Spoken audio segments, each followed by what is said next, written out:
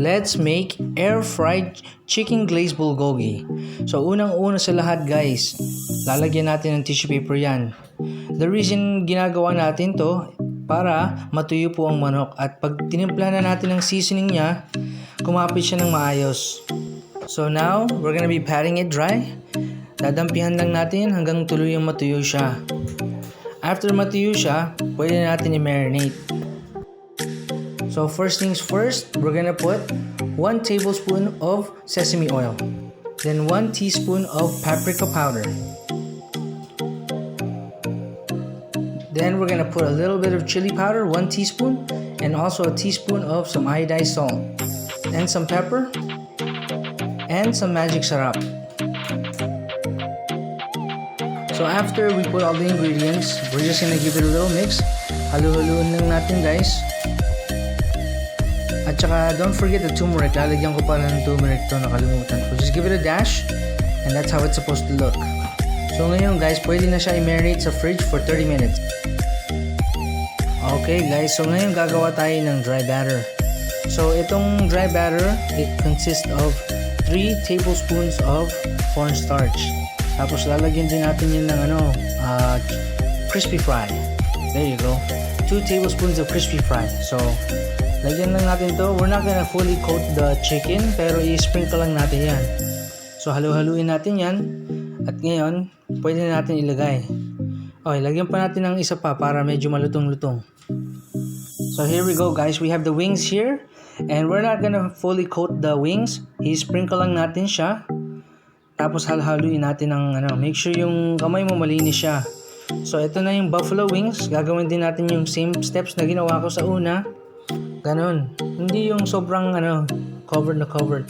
Ayun, pwede natin to ilagay sa air fryer. Yun guys.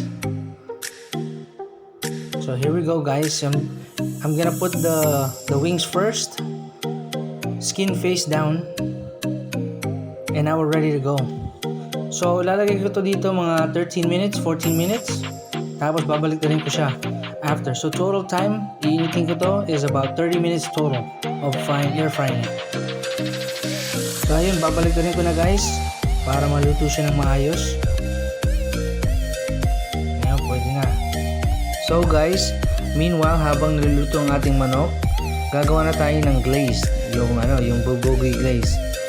So nilagay ko na po yung powder at saka nilagyan ko ng half cup of water. So guys, bukod pa sa timpla nito, dadagdagan pa natin ng kaunting seasoning. So with this one, we will be adding 1 tablespoon of Kikkoman soy sauce and 1 tablespoon of oyster sauce. So lalagyan din natin ng kaunting Lea Parents Worcester sauce at saka ketchup.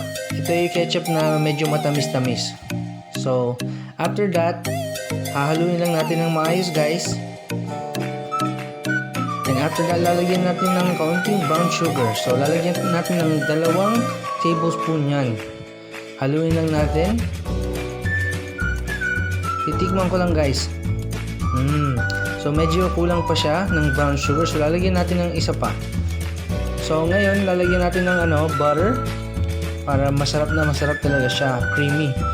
At iluluto na natin itong mixture na to. So put it on low heat lang, naka-simmer. At saka habang ganyan, naluluto na po yung sugar, lahat ng mga nilagay natin. So ayun guys, kumukulo na siya. So this is a mixture of cornstarch and water.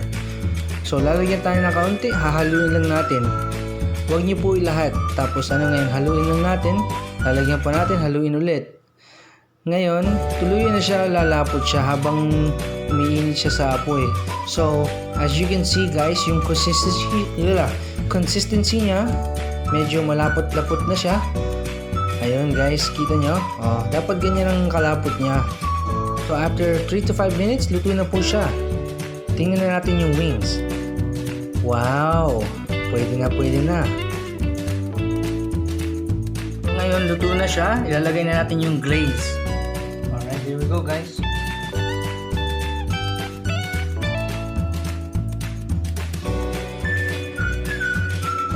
So after nilagay na po yung glaze, halu-haluin na natin ng maayos.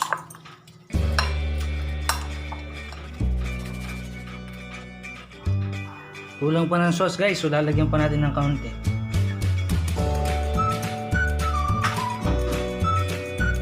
Haluin natin.